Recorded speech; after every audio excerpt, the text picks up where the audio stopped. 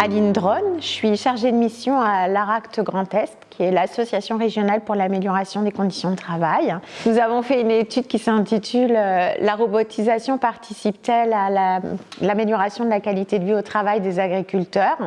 Cette étude, elle a été réalisée en 2015, 16, 17 et du coup elle a produit un certain nombre de constats qui a permis ensuite la réalisation du guide sur l'accompagnement de l'introduction du numérique dans les exploitations.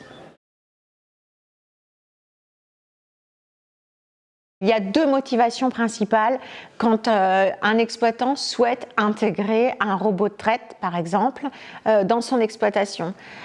Une première motivation forte, c'est réduire la pénibilité au travail, réduire l'usure au travail.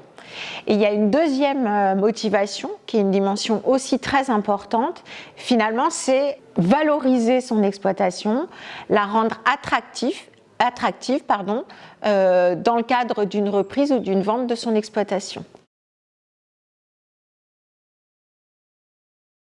Il y a deux dimensions deux champs qu'on peut donner à voir dans le cadre de cette étude. Ce qui a permis le robot dans le cadre de l'organisation du travail et dans le travail en tant que tel, et ce que ça peut entraîner. Quand on anticipe l'arrivée du robot, il y a une forme de réflexion importante sur finalement qu'est-ce que je veux faire de mon exploitation.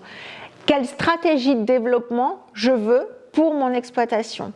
Et puis, il y a tout ce qui est réduction de la pénibilité, c'est-à-dire que comment finalement je vais réussir à maintenir l'emploi sur la production laitière, si je souhaite conserver la production laitière, comment je vais réussir à maintenir l'emploi, à maintenir mon emploi sans avoir mal.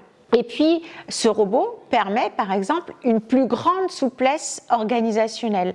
Donc, cette grande souplesse organisationnelle, elle n'est pas neutre parce qu'elle va avoir un impact sur, finalement, l'équilibre entre vie professionnelle et vie privée. Ça va permettre de dégager des temps sociaux, ça va permettre de dégager des temps familiaux et ça va aussi permettre de réorganiser son travail dans l'étable, mais aussi tout au long de sa journée. Et du coup, ce robot qui est relié numériquement à de l'informatique, etc.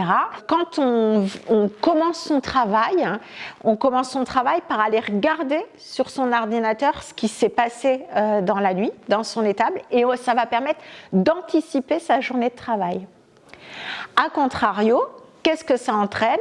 Eh bien, ça peut entraîner une forme d'hyperconnexion, du coup une charge mentale beaucoup plus importante parce qu'on va être connecté, on va revenir plus souvent sur son ordinateur, sur le robot pour voir si ça fonctionne, etc. Donc il y a une forme de morcellement de l'activité qui va se mettre en place et du coup ça va avoir un impact sur sa charge mentale et même si on a diminué la charge physique puisqu'on a supprimé la traite.